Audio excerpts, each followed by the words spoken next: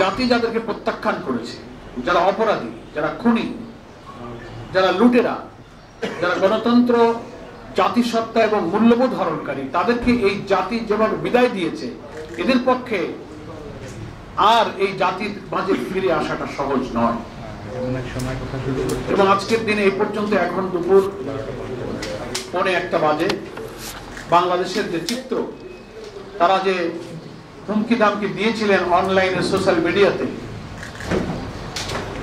সবকিছুই এই জাতি তার সাহস দিয়ে, দৃঢ়তা দিয়ে রাজপথে বলিষ্ঠতার সাথে অবস্থান করে তা প্রতিহত করেছে এবং ময়দানে তারা দাঁড়াতে পারেনি। আলহামদুলিল্লাহ, এমনই ধারণা আমরাই করেছিলাম। কিন্তু আমরা খুব বিস্মিত হই যে ফ্যাসিস্ট খুনি হাসিনা দিল্লির আশ্রয় প্রশ্রয় লালিত হয়ে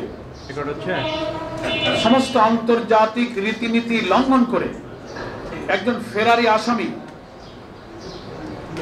যার ট্রাইব্যুনালে বিচার চলছে এবং আগামীতে তার রায়ের দিন আজকে ঘোষিত হয়েছে,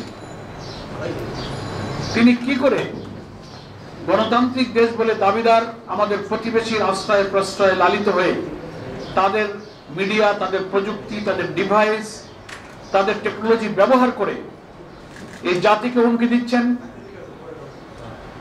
এবং প্রধান উপদেষ্টা সহ দেশপ্রেমিক সকল রাজনৈতিক দলের উপরে যেভাবে তার সেই ফ্যাসিবাদী টোনে হুমকি ধামকি দিয়ে এই দেশে অশান্তি, অস্থিরতা সৃষ্টির যে সমস্ত পায়তারা করছেন, এটা আমরা খুব বিস্মিত। তবে আমরা মনে করি যে আজকে এই জাতি প্রমাণ করে দিল যে কর্তৃত্ববাদী শাসক হাজার হাজার খুনের রক্তে যার হাত রঞ্জিত,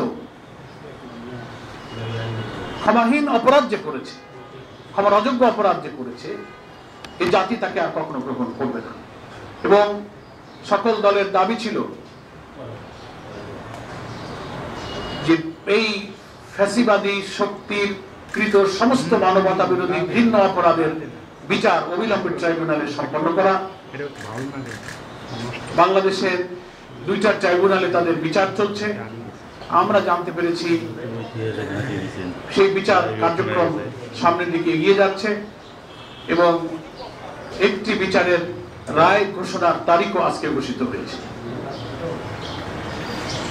আমরা বাংলাদেশের জনগণকে বাংলাদেশ জামাত ইসলামের পক্ষ থেকে আশ্বস্ত করছি, রক্ত দিয়ে যারা নতুন বাংলাদেশের স্বপ্নে এখন বিভোর, একটি মানবিক সমৃদ্ধ বাংলাদেশ যারা গড়তে চায়, আপনারা এই জাতিকে মৌলিক এইসব ইস্যুতে ঐক্যবদ্ধ রাখতে সহায়তা করুন, আমাদের পাশে থাকুন।